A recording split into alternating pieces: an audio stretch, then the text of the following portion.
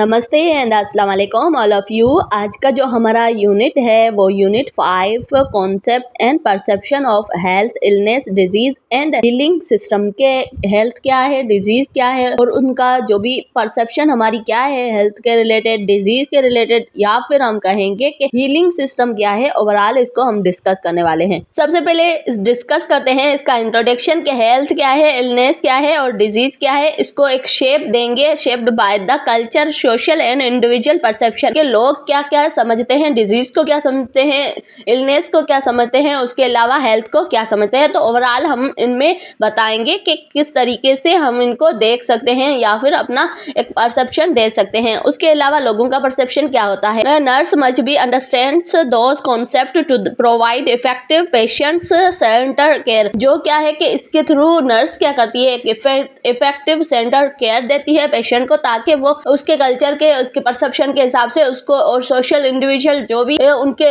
जो बिलीव्स होते हैं उनके हिसाब से जो ट्रीटमेंट देती है। तो उससे क्या है कि इन सारी चीजों से नर्स होती है उनको भी अंडरस्टैंड होता है, कॉन्सेप्ट होता है कि इफेक्ट कौन सी डिजीज कर रही है पेशेंट पे और उसको किस केयर देनी चाहिए, वो सारी चीजें। उसके अलावा healing systems very occurs in societies based on the believe, traditions and resources जो भी होती हैं के बेस पे क्या होता है कि जो हीलिंग होती है वो क्या करते हैं कि अपने बिलीव, अपने ट्रेडिशंस के हिसाब से और बिलीव के हिसाब से या फिर अपने जो भी रिसोर्सेज होते हैं हेल्थ केयर के उसके हिसाब से वो ट्रीटमेंट करते हैं। तो ये सारी चीजें क्या आ जाती है कि हीलिंग प्रोसेस में आ जाती है कि किन किन चीजों से वो अपने एक इंडिविजुअल को और उसके अलावा फैमिली मेंबर को ट्रीट करते हैं। तो फैमिली मेंबर को अगर ट्रीट करते हैं तो वो किस तरीके से करते हैं कि या तो बिलीव के थ्रू या फिर ट्रेडिशन के थ्रू या फिर अगर उसको कोई भी ऐसा रिसोर्सेज जो आसानी से मिल सके उससे वो उसका ट्रीटमेंट करवाते हैं। अगर विजुअल सजेशन हम बात करते हैं तो instruction, balance between mind, body and spiritual, ये तीनों चीजें बहुत ही काम आती है आपको एक हेल्दी बनाने में। Spiritual, mind and body, mental health हो, फिजिकल हेल्थ हो, स्पिरिचुअल हो, तो वो वेलबींग होना जरूरी होता है। इसके बाद बात करते हैं कॉन्सेप्ट ऑफ हेल्थ के, कौन कौन से कॉन्सेप्ट ऑफ हेल्थ के होते हैं तो उनको हम डिस्कस करने वाले हैं। तो यहाँ पे अगर WHO ने जो डेफिनेशन दी है उसकी बात करते हैं, the health is the state of complete physical, mental, social wellbeing.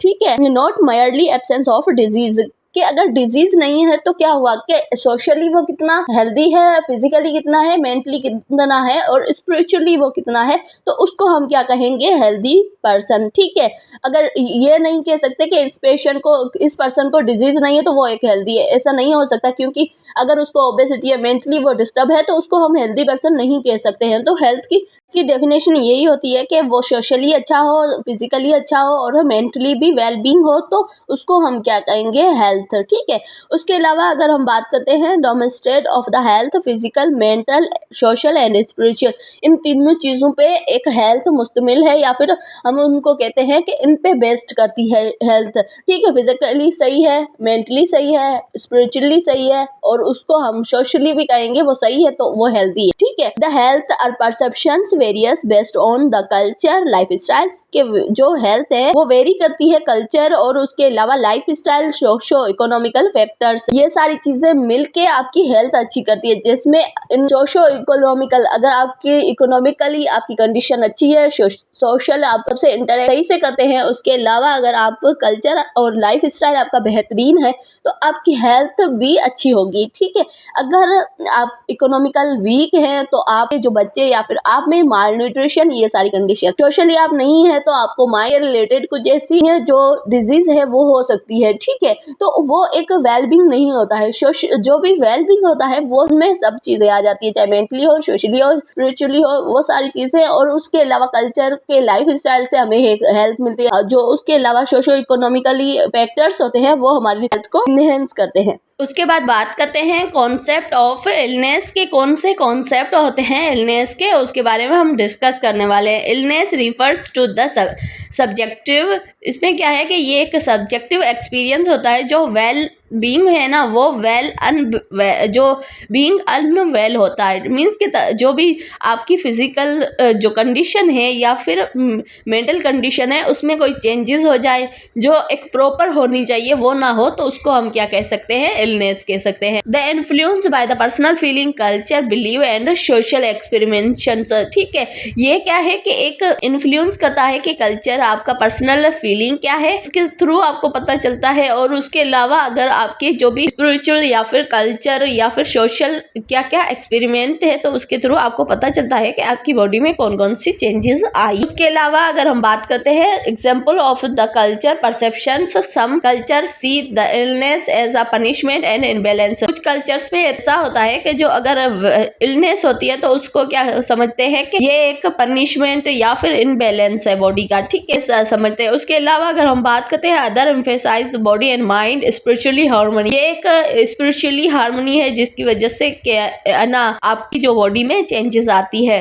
ठीक है। उसके अलावा अगर हम बात करते हैं विजुअल सजेशन के बारे में, तो ये क्या है कि graphical show the mind and body and spiritual imbalance. वो ग्राफ के थ्रू क्या है कि माइंड और बॉडी और स्पिरिचुअली इम्बैलेंस जो चीजें होती है वो बताता है। उसके बाद डिस्कस करते हैं कॉन्सेप्ट ऑफ डिजीज के, कौन से कॉन्सेप्ट होते हैं डिजीज के, उसको हम डिस्कस करने वाले हैं। तो disease is the biological and pathologically conditions diagnose in health care profession. क्या है कि ये एक बायोलॉजिकल और उसके अलावा क्या है पैथोलॉजिकली चेंजेस होना, ठीक है, बॉडी में ऐसी चेंजेस जो किसी पैथोजन की वजह से हो या फिर बॉडी में खुद ही बायोलॉजिकली जो पैदाइश के टाइम होती है वो चेंजेस हो, उसकी वजह से क्या है कि कंडीशन होती है, तो उसको क्या है हेल्थ केयर जो प्रोफेशनल होते हैं वो डायग्नोस करते हैं। They objective and measurable lab symptoms test के, ये एक ऑब्जेक्टिव और मेजरेबल सिम्टम टेस्ट होती है जो हम कर सकते हैं किसी भी डिजीज को लेके, हमें पता ना हो इस पेशेंट को क्या हुआ है तो हम उसको डायग्नोस करने के लिए ये सारी टेस्ट करवाते हैं जिससे हमें डिजीज का पता चलता है। Difference between disease and illness, disease objective clinical condition है और जो इलनेस है वो क्या है कि सब्जेक्टिव है और एक्सपीरियंस ऑफ के वो खुद ही इलनेस को फील कर रहा होता है, जो पेशेंट्स होता है वो खुद। डिजीज को हम डायग्नोस कर सकते हैं, ये एक ऑब्जेक्टिव है, ठीक है, वो सब्जेक्टिव है, ठीक है, उसको हम इलनेस को मेजर नहीं कर सकते। इसके अलावा अगर हम बात करते हैं कि ना विजुअल अगर इसकी सजेशन करते हैं तो उसमें हमें क्या पता चलता है कि स्क्रीनिंग्स जो टेस्ट होती है इन कंपेयरिंग डिजीज वर्सेस इलनेस को कंपेयर करते हैं, ठीक है। इसके बाद हम डिस्कस करने वाले हैं जो culture perception of health and illness के हिसाब से कल्चर क्या सोचता है, उसकी क्या परसेप्शन है, उसके बारे में हम डिस्कस करने वाले हैं। बात करते हैं health behavior are influencing by the believe about caste and illness के about believe who involve eyes and imbalance harmony. अगर आपकी इसमें क्या होता है कि आपका हेल्थ के रिलेटेड बिहेवियर चेंज हो जाए, उसके अलावा अगर आप जो भी अपनी जो इनबैलेंस कर देते हो आपकी हैप्पीनेस या फिर उसके अलावा सैडनेस को। और उसके अलावा अगर हम बात करते हैं family and community involvement in the treatment, और हमारे जो ट्रीटमेंट में हमारी फैमिली और कम्युनिटी इन्वॉल्व होती है तो उनके बेस पे हमारा एक अच्छा ट्रीटमेंट हो सकता है। उसके अलावा gender role on the social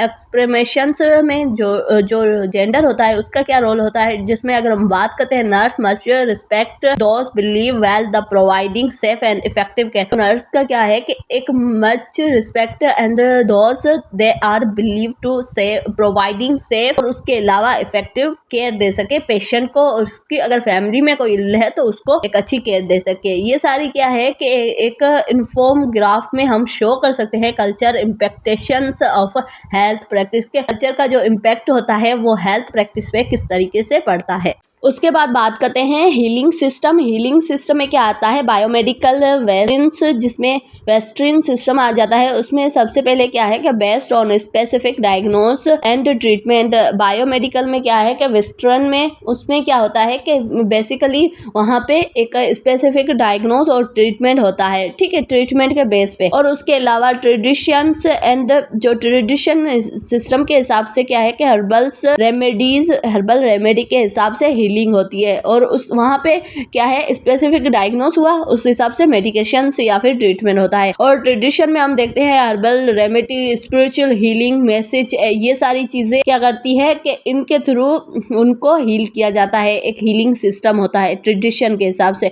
उसके अलावा कमेंट्री और अल्टर्ड मेडिकेशंस जो होती है, मेडिसिन्स लाइक हो गया, योगा हो गया या फिर मेडिटेशन हो गया, ये सारी चीजें क्या है कि ये एक आपको कॉम्प्लीमेंट्री एक क्या करती है, अल्टर्ड करती है आपके जो मूड को, आपकी जो ओवरऑल हेल्थ को ये अल्टर्ड करती है, चेंज करती है और एक इन्फ्लुएंस करती है आपकी हेल्दी बिहेवियर को। और उसके अलावा जो है हीलिंग प्रैक्टिस होती है वो ऑफन रिफ्लेक्ट करती है आपके कल्चर के हिसाब से, बिलीव और सोशल नॉर्म कौन कौन से हैं के हिसाब से वो रिफ्लेक्ट करती है, आप में दिखाई देती है।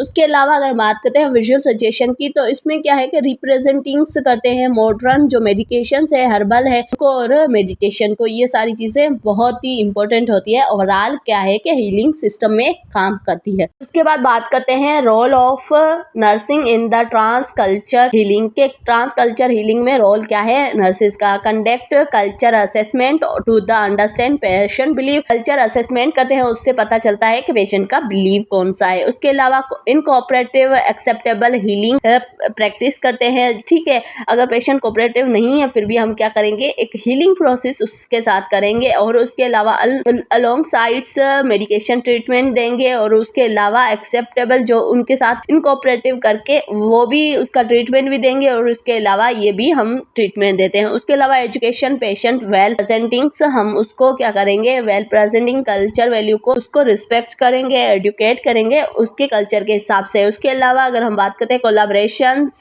With the traditions healers when appropriate, अगर वो उसके ट्रेडिशन हीलर्स हैं उनके भी जो भी एक हम उनसे भी कोऑपरेट करेंगे ताकि वो पेशेंट्स सेटिस्फिकेशन उसको मिल सके कि मेरी ट्रीटमेंट अच्छे से हो रही है। उसके अलावा अगर हम बात करते हैं visual suggestions, nursing interactions with the patients and family culture sensitive notes, और क्या है कि उसके नोट के हिसाब से एक नर्सिस वर्क करती है। So thank you so much. आज का वीडियो इतना ही। ये हमारा एक पूरा 5 यूनिट है वो कल्चर के हिसाब से पूरा हुआ। यहाँ तक हमने ओवरऑल डिटेल में पढ़ा है कि किस तरीके से हम इनको डील कर सकते हैं। ओवरऑल हमने पूरा यूनिट इस लेक्चर में डिस्कस